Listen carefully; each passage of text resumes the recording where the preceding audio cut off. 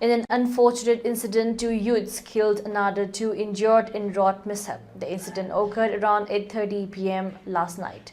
According to report from the spot, a swift car bearing registration number MN05A8327 coming speedy was plunged Tagmu Fish Farm, Sendra.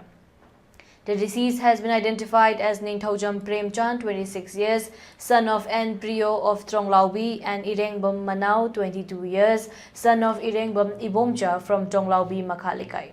The 2 other injured are Konjengbam Bipin, 27 years, son of K. Chandra of Tronglaubi, Makhalikai, and Hemam Inauba, 22 years, son of H. Khomdon of Oksongbung, Makhalikai.